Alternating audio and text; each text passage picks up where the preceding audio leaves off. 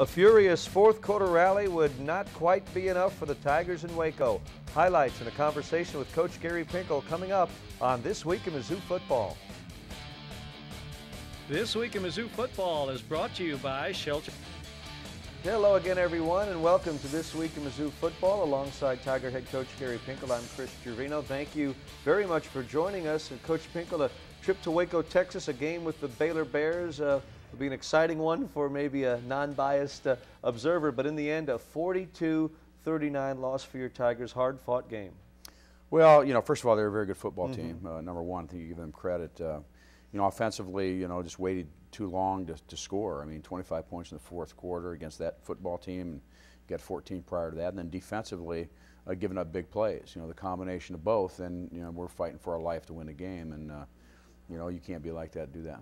You mentioned afterwards the frustrating, I think might be the right word, but the inconsistency just within the game from your team, because at times you're really clicking and obviously other times not so much. And that's that starts as coaching to begin with, and that's something that we're working hard, and we got to persevere through it. We still got a quarter of the season left. We're going to work hard to finish the right way. A quarter of the season left for the Tigers. The road games are behind them for this year. You'll get a chance to see Mizzou at Faurot Field the next couple of weeks. But let's look back now at the Tigers game at Floyd Casey Stadium in Waco, Texas against the Baylor Bears. And Coach Pinkel and his Tigers have had great success there over the years. This figured to be a very tough game against a Baylor team that has really improved in recent years under Coach Art Briles and with their quarterback Robert Griffin. But Coach, here, understandably, you took the ball first against that high-powered offense, and Henry Josie, a big run, 35 yards, first play from scrimmage. Yeah, it really was a good football play, and one that we executed well. Get him in space, and it's much easier. This is a really nice play here too by third down for plus 11.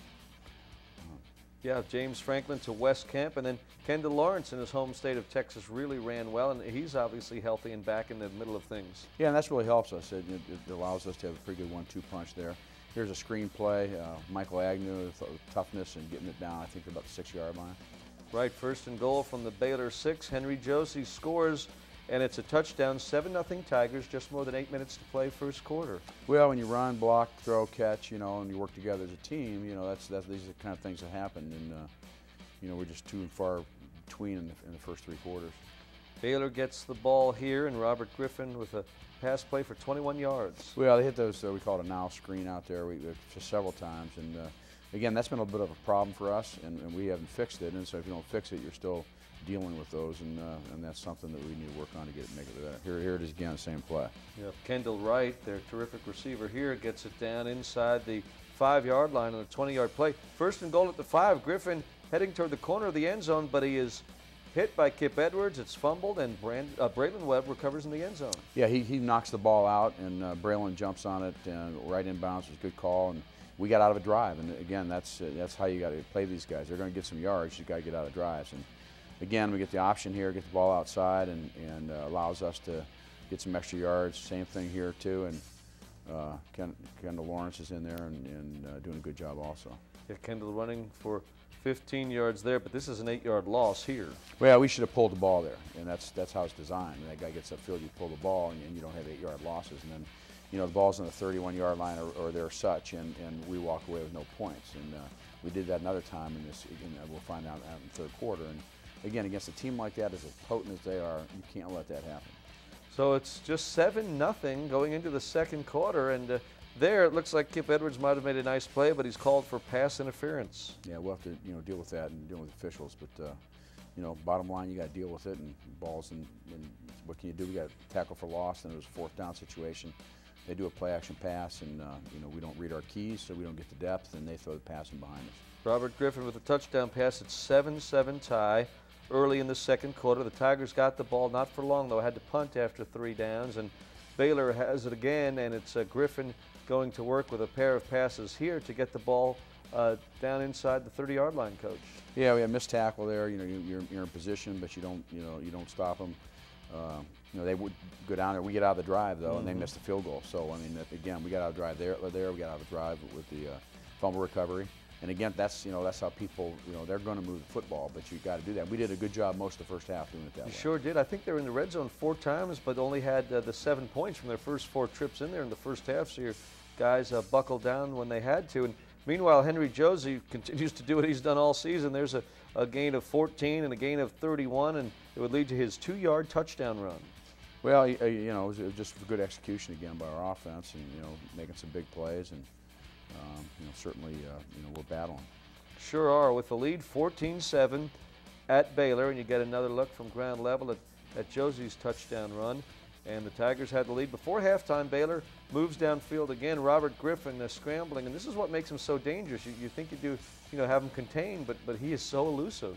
Yeah, no question about that. He runs well, his quickness, and then the most important thing down here is you got to make sure in that type of play there, somebody's got to be responsible for the quarterback, somebody's responsible for the back, and they push it in for a touchdown on a 4th and goal on the 1-yard line. So it's 14-13, but then the Tigers block the extra point attempt, and that enables Mizzou to walk off the field with a lead of 14-13 at halftime. And the way that game was going, we thought that could be a huge play ultimately, and that was the difference really through the first half, the 1-point lead for your guys, Coach Pinkel. But, you knew Baylor would get yards and points because that's what the Bears have done against everyone, but it was impressive. Your guys were managing to get off the field and not give up many points, and relatively speaking, you probably felt pretty good at that point in terms of limiting them to 13. Well, yeah, there's no question about that. Very few people do that, right. and that's how you handle that team. They get yards. You got to find a ways where it's turnovers or downs or what have you. You got to find a way to get off the field, and the trouble that we have right now is we need to score more points and not wait to the 4th quarter. Right. The Tigers would go scoreless in the 3rd, but then put up 25 in a frantic 4th quarter comeback.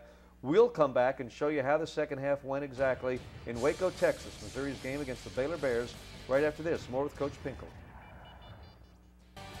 Welcome back, everyone. We continue on This Week in Mizzou Football with Coach Gary Pinkel. His Tigers led the Baylor Bears in Waco by a score of 14-13 at halftime, but some of us, at least, Coach, just had a feeling there would be fireworks in the second half one way or another because we just had a feeling following these teams this season. That's what usually happens in the games with Baylor, especially. The scoring just go up. Against everybody that they play. Right. And really very unusual to hold them to 13 points in the first half. So it's, we came out and, the trouble that we had in the second half were big plays. And offensively, we didn't get anything on the board till the 4th quarter, and then you're frantically trying to play catch up. And it's too much too late. Well, let's work our way through the second half and get through that 3rd quarter. Mizzou and Baylor 14-13 in favor of the Missouri Tigers, and we'll pick up action here at Floyd Casey Stadium with Baylor with the football to start second half, and Robert Griffin and company get going early. This is a little bit of an end around, isn't it, Reese, for 52 yards on the play? Yeah, it's a reverse that they have, and you got to see that and contain it. But to give up that many yardage in one play, but we come back and we battle, and I think Sheldon Richardson gets a sack, and then we put him in a long yardage situation. He gets outside. We don't play good enough coverage, and we leave a guy open, and they get a touchdown, and they miss that extra point. They go for 2, and now they get it back up to 21-14. 21-14, just under 2 minutes elapsed in the 3rd quarter. Tigers have the ball here. Franklin to Marcus Lucas. We're seeing more and more of the young man from Liberty, aren't we? He's really producing. Yeah, making some plays, doing some good things. And then this is LaDamian Washington over the middle, and you're inside the Baylor 40. Yeah, well, now we're in around the 31-yard line, and what we're trying to do here now is we're trying to, we just got to convert a 4th down, and we don't. So that's twice we left the ball in the 28, 30-yard line area with no points against a team that you can't do that with. Right, and those would be like long field goal attempts against a stiff wind about 20 miles an hour out of that end of the field, in case folks are wondering. I mean, it's very understandable why you would go for it kind of in that range. But Baylor here is held to a field goal attempt of 54 yards. Coach Aaron Jones misses wide right, so the score remains 21-14. Yeah, Dominic Hamilton had a sack there, which was really excellent. And we come back, and Kendall Lawrence here is around the corner and getting some yards, and so we're getting the ball upfield, and we're crossing midfield right there, and we turn the ball over, and it's about the last thing you can do. So it's you make mistakes and you pay for them against a good football team.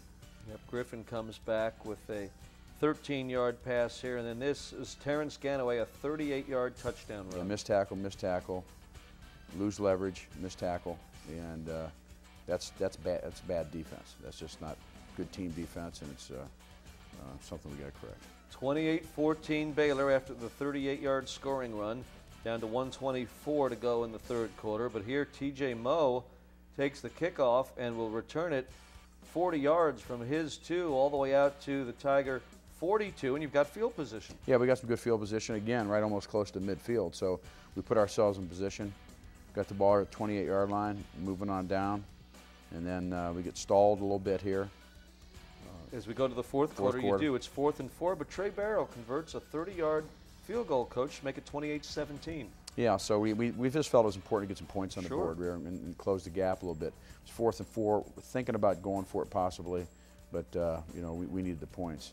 And they come back, and you know, we play too tight a coverage. They get upfield, and you know, they get a big play. And you know, against, you know, if you force them to drive and drive and drive and drive and drive, then it's much more, you know, you got a chance to contain them. But if you give up big plays, then you're going to be in trouble, and we gave up too many. Tigers down 35-17 in the fourth quarter, but Franklin hits Darrell Jackson here for 22 yards. And then the sophomore Franklin goes to the sophomore Marcus Lucas. Nifty grab here, a 24-yard touchdown. Yeah, really a great catch by Marcus Lucas. And he goes up and just takes the ball away, which he's certainly capable of doing. And then the 2-point conversion try is good as Kendall Lawrence sweeps around into the end zone. Yeah, so we're there around there, and 25-35, and now we're just, you know, that's in the beginning of the fourth quarter, and we're just battling. Right, 7 minutes to go, but Ganaway on 1st and 10 for Baylor from the 20 breaks free for an 80-yard touchdown. Yeah, that's unbelievable. That's just not very good defense, and you know, they can't say much more about it. We got to coach better. 42-25, Baylor reestablishes that 17-point lead with 6:53 to go. Tigers come back though. Franklin runs for 14 yards. You're into Baylor Bear territory, moving again. That was a 3rd and 2, and then we got a 4th and 3 right here, and TJ makes a guy miss and gets it in for the end zone. So you know, in a relatively short amount of time, we battled back, and you know, we're still battling, and we had a chance to win this football game. You sure do. It's 42-32, 10-point game. You still have all your timeouts left, just under 4 minutes to play. You try the onside kick, but the big bounce benefits Baylor. Yeah, well, you know, we had to do that. Now can we get a stop? And we did get a stop. The defense got us a stop here, so we get the chance to get the ball back. Sheldon Richardson and the guys up front stop Griffin there. Mizzou with it, 1st and 10 from the Tiger 12. Franklin to Lucas for 23. Franklin then to Brandon Giroux along the sideline for 12 more. Now, ideally, to get him on the sideline, you get that clock stopped right away. It allows us to do that. Not every time you can do that. There's another corner route again. You know, Marcus caught another one. Now we got the ball down at 15. Moving the ball down there pretty quick, pretty good. James comes out. You know, he makes a play. We get a guy open. Damian Washington's out there, another sophomore out there. And, you know, we're just, you know, we're battling. Still got a chance. It's 42-39, a minute 59 to go. You only had one timeout left at that point, so you try the onside kick, but Baylor got it back. And then Ganaway here in a 3rd and 2 in the final minute breaks free for 18 yards in the first down, and that would be that. Baylor prevails 42-39. I'm sure you were proud, Coach, of the comeback effort by your team in the fourth quarter, but I suppose the problem was getting behind by that much against that team after a scoreless third quarter for your guys. Yeah, I hate to label it just a few things, but I think, you know, again, in games like this, you give up a lot of big plays against an offense, or you allow an offense like that to get those big plays, and then just the inconsistency of our offense on our end, you know, against, you know, you're struggling to win, and you know, we haven't fixed that. We've been in that mode a little bit, and that's my job to get that fixed, and haven't got that done. So Baylor wins it by a score of 42-39. The Missouri Tigers still with 3 games left this season, all within the borders of the Show Me State, 2 at Farrell Field, and then of course the showdown with Kansas at Arrowhead Stadium. But we'll focus in on the immediate game. The Texas Longhorns coming to town this Saturday when we continue along with Coach Pinkel. As we head to our break, we let you know it is time for this week's Missouri Orthopedic Player of the Week, and this week we recognize James Franklin, the sophomore quarterback, had 382 total yards. He passed for 3 touchdowns. Player of the Week from Missouri Orthopedic Institute. We've got your back. Welcome back. If you follow recruiting rankings, the highest score a prospect can get is 5 stars. This week, Eric Blumberg tells us about the only 5-star recruit on the Mizzou roster and how he's now earning his stripes along with the stars. To the right, Reynolds to the left. It doesn't take long to notice Sheldon Richardson on a football field. The backfield and meets Sheldon Richardson at the 38-yard line. You see flashes of brilliance out of him, you know, game by game, and I think that's with more repetition that has gone along. He's got a lot better. So, I mean, I got faith in him. He's made some big plays, you know. Being close up to it, you know, there's a couple plays that, you know, he gets to before I can. Richardson is playing catch-up, racking up tackles, and nicknames, too. There's been a few nicknames. People call him the Messiah, just from the hype. Messiah. Yeah, they call me that a lot. Yeah, but it's the name they gave me, so it is what it is. But that's not the only name he's heard. What everybody else calls, I just call him Yogi Bear. Because I'm big and I'm flat, I got a lot of hair on my face, so you always call me Yogi Bear. This is stupid, man. Yogi, Messiah, Sheldon, numerous names, and multiple hurdles. I'll be attending University of Missouri. Before he made it to Mizzou. After high school, Richardson had to play junior college football at the College of Sequoias in California. With him having to wait a long time just to get in this program, I think that humbled him a lot. You know, he's seen the process, and he knows it's very hard to get here. So I think he's happy that he even just got in. Period.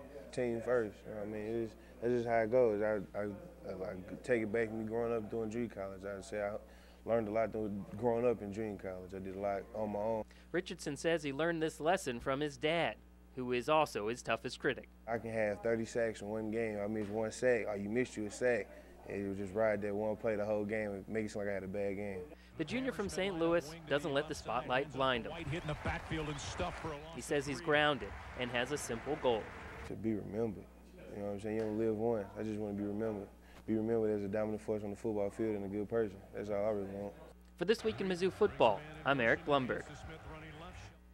Eric, thank you. So far this season, Sheldon Richardson has 28 tackles and 1 sack. And Coach Pinkel, as we watch him, it seems he gets better and better each week. As I mentioned at the beginning of the season, you know, he's getting coached all the time. He's learned how to finish.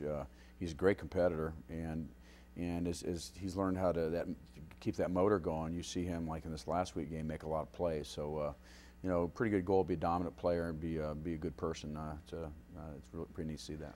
He is a big guy in the middle of that line. He looks the part. I suppose a lot of guys could, but he plays the part as well. I mean, he just gobbles some guys up on those runs up the middle. He's a very powerful guy. Yes. He's been given a lot of gifts, and I think he recognizes that, and he's working hard to develop them. Talk about that bull rush a lot, and I'm telling you, he just bull rushes those guys backwards sometimes. Good to have him on your side, Coach. We're going to take a break. We will come back and look ahead. The Texas Longhorns arrive at Burrow Field for a Saturday morning kickoff, 11 a.m. We'll tell you about Mac Brown's ball club right after this.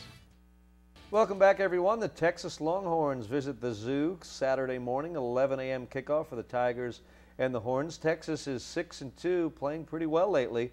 And, Coach, the Horns are fresh off a win over Texas Tech. So Mac Brown, obviously, his record speaks for itself, and you've told me before you have a lot of respect for him. Yeah, great football coach. You know, real struggles last year and have battled back through it. And they look like a football team that are getting better and better each and every week since the beginning of the season. Young quarterback David Ash, but he has improved, and they've got a terrific running game. Fozzie Whitaker has been a big player for them in recent weeks. Texas really got the ground game going. They had some turnover with their coaching staff. I changed about half the staff, I believe, but it looks like as the season goes on, things are really starting to click for these guys. Yeah, they're just playing consistent football and getting better, and so it'll be a challenge for us. You know, it's exciting to play them in the Zoo and have them back here, and we're going to play a very good football team. Obviously, Texas, a traditionally big name in college football, and we expect a big crowd at Burrow Field, 11 a.m. start. The Tigers and the Longhorns, as Mizzou looks to get back in the win column as we're here in the month of November, heading down the stretch. So, Coach Pinkel, thanks for your time as always, and best of luck against Texas. Yeah, thanks. That is Coach Gary Pinkel. I'm Chris Trevino. Folks, thank you very much for watching. We appreciate it each and every week, and we'll look forward to seeing you again next week on This Week in Mizzou Football. So long, everyone. This Week in Mizzou Football was brought to you by